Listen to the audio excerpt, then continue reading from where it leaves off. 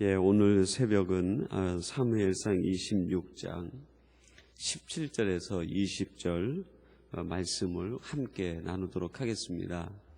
말씀의 제목을 그 17절에 있는 대로 사울이 그 다윗의 이 말을 듣고 묻습니다. 이것이 내 음성이냐?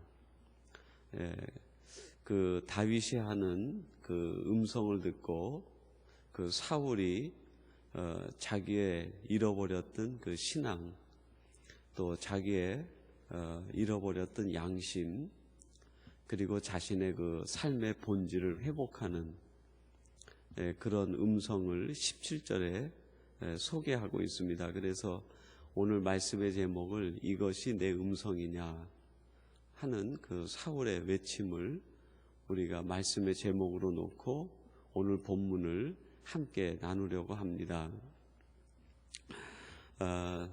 사울의 그 끊임없는 다윗의 생명을 요구하고 쫓는 그 생활 속에서도 다윗의 삶과 다윗의 신앙과 다윗의 행적이 변함없고 한결같음을 성경은 우리에게 가르쳐 주고 있습니다.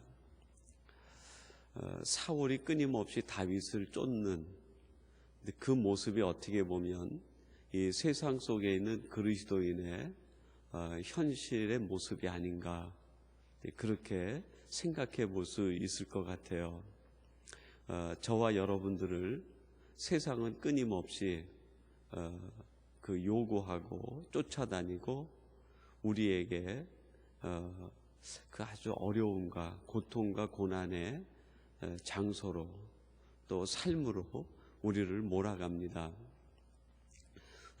사울의 그 쫓아다님에도 불구하고 다윗이 한결같이 하나님을 바라보고 믿음과 신앙과 그의 삶을 바르게 했던 것처럼 오늘 우리들도 이 땅에서 세상이 우리를 어떻게 쫓아다니고 세상이 우리를 어떻게 괴롭히든지 하나님을 향한 우리의 믿음, 우리의 삶의 자세가 흔들림이 없고 변함이 없어야 되겠다. 언제나 하나님이 보실 때 내 마음에 합한 사람이다 하는 삶이 또 신앙적 자세가 우리에게 있어야겠습니다. 사울이 이렇게 집요하게 그 다윗을 쫓아다닐 때 다윗이 사울처럼 응대했다고 하면 결코 다윗이 다윗 될 수 없었을 것입니다. 사울이 그렇게 쫓아다녀도 다윗은 언제나 하나님 중심으로 하나님 생각 중심, 그리고 올바른 믿음과 바른 신앙적 양심을 따라 행동했기에 그가 다윗이 될 수 있었고 다윗의 이름이 성경에 그렇게 존귀한 자의 이름으로 남게 된 것 아니겠습니까? 세상이 우리를 끊임없이 쫓아다니고 우리를 괴롭히고 우리를 힘들게 한다고 해서 우리들이 세상적 논리를 선택하고 세상과 똑같은 방식을 따라 산다고 하면 결코 우리의 삶이 성도의 삶을 유지할 수 없을 것입니다. 그럼에도 불구하고 하나님 중심으로 바른 신앙적 삶과 고백을 가지고 살아갈 때 하나님께서 성도들 한 사람 한 사람을 보고 너는 내 마음에 합한 사람이다, 그렇게 말씀하시지 않겠습니까?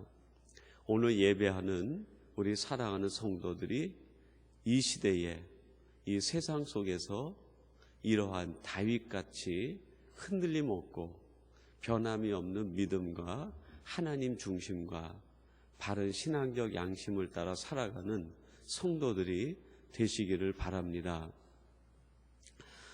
그렇게 다윗이 어려운 생활을 하는 가운데에도 흔들리지 않고 하나님 중심으로 또 믿음에 따른 행위, 바른 신앙적 행동을 보이게 됩니다. 오늘 말씀도 그것에 이어지는 이야기라고 할 수 있겠습니다. 다윗이 사울을 죽일 수 있는 기회가 있었지만 그 사울을 죽이지 않고 창과 물병만 가지고 나온 뒤에 건너편 산 꼭대기에 서서 사울과 그의 군대 장관들과 병사들을 깨우면서 얘기를 합니다. 그 내용이 오늘 본문 속에 담겨 있는 것이죠. 내 주 왕이여 어찌하여 내 생명을 쫓으시나이까? 내가 도대체 당신에게 베푼 악이 무엇입니까? 내가 무슨 악한 일을 했길래 이렇게 내 생명을 쫓아다니면서 마치 산중을 다니며 메추라기를 사냥하고 벼룩을 잡듯이 나를 쫓아다니십니까? 하고 외칩니다. 그러면서 고백하기를 만일 지금 이 생명을 노리는 것이 하나님의 뜻에서부터 비롯됐다고 하면 내가 내 생명을 하나님께 제물로 드리겠습니다. 그러나 만약 당신과 사람의 뜻으로 나를 쫓는다고 하면 억울하게 내 생명을 쫓는 당신들을 하나님께서 그냥 두시겠는가? 왜 하나님의 뜻을 외면하고 인간의 생각을 쫓아 내 생명을 쫓습니까? 하는 깨우침의 외침을 다윗이 사울에게 하고 있습니다. 이 다윗의 음성을 듣고 사울이 다윗에게 얘기합니다. 다윗아, 이것이 내 음성이냐? 사울이 지금 하는 이 말 속에 담겨 있는 깊은 뜻이 뭡니까? 다윗아, 내가 너의 음성을 듣고 그동안 내가 잊어버렸던, 내가 소홀히 했던 것들이 생각이 났다. 내가 잘못 행동했던 것들이 깨달아지게 되었다 하는 그런 외침이 오늘 이 17절 말씀 속에 담겨 있는 것 아닙니까? 그런 의미에서 다윗의 음성은 깨우는 음성이었습니다. 사울의 믿음을 깨우고 사울의 신앙을 깨우고 사울의 양심을 깨우고 사울 마음속에 하나님의 뜻이 어떠한지를 깨우는 그 음성이 바로 다윗의 음성이었습니다. 또한 다윗이 자신의 음성으로 이렇게 사울을 깨울 수 있게 된 것은 단순히 말 때문이 아니라 그 말을 뒷받침하고 있는 다윗의 행동이 다윗의 하는 말에 힘을 더하게 했고 능력이 있게 했고 권세가 있게 한 것 아니겠습니까? 오늘 이 말씀을 통해서 하나님이 우리에게 들려주시고자 하시는 음성이 교훈이 이런 것 아니겠습니까? 사랑하는 나의 자녀들아, 너희의 소리가 세상에서 깨우는 소리가 되기를 원한다. 양심이 죽어있는 자를 깨우고 신앙이 죽어있는 자들이 깨워지는 음성, 그리고 하나님의 뜻을 모르고 자기 욕심과 소욕에 따라 살아가는 사람들을 깨우는 음성, 그런 음성이 너의 음성이 되기를 원한다. 근데 그렇게 하기 위해서는 너의 삶이 너의 음성을 뒷받침하는 그런 삶이 되어야 된다 하는 내용이 오늘 이 말씀 속에 담겨 있는 것 아니겠습니까? 이런 의미에서 오늘 예배하는 여러분의 소리가 세상을 깨우는 소리, 여러분의 말 한마디 한마디가 양심이 죽어 있고 신앙이 죽어 있는 자들을 깨우는 소리, 하나님의 뜻을 모르고 세상 지향적으로 살아가고 있는 사람들의 방향을 돌리게 할 수 있는 소리가 되기를 주님의 이름으로 축원합니다. 여러분, 신약 성경에 보면 예수님이 이 땅에 오시는 길을 예비하는 한 사람이 있었습니다. 그 사람이 누구죠? 세례 요한이었습니다. 세례 요한은 자기 자신에 대한 정체성을 소리다 그렇게 자기 정체성을 가졌어요. 나는 광야에서 외치는 소리입니다. 주님께서 오시는 그 오심을 평탄케 하기 위한 소리가 접니다. 그래서 세례 요한은 광야에서 외치는 소리로 소리의 사명을 다하고 하나님에게 돌아갔습니다. 그리고 세례 요한이 외치는 그 소리를 듣고 수많은 사람들이 깨우침을 받고 그 뒤에 오시는 예수님을 자신의 구주로 메시아로 받아들이게 됩니다. 여러분, 우리들도 이 시대에 이런 세례 요한적인 사명이 있는 것 아닙니까? 우리 주님께서 다시 오시마 약속하신 그 재림의 때를 바라보면서 우리도 지금 이 세상을 향해 외치는 소리의 사명이 있다고 확신합니다.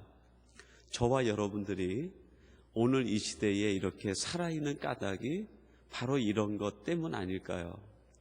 세상을 향해 우리가 소리를 바라고 외칠 때 세상이 여러분의 소리를 듣고 죽었던 양심이 살아나고 잃어버렸던 신앙이 회복이 되고 그들이 망각했던 하나님의 뜻을 되찾음으로 광야에서 회개 운동이 일어난 것처럼 이 땅에 있는 사람들의 회개의 삶이 이루어져서 주님 오심을 예비하고 기다리게 하는 사명이 오늘 이 시대에 우리들에게 있는 것 아니겠습니까?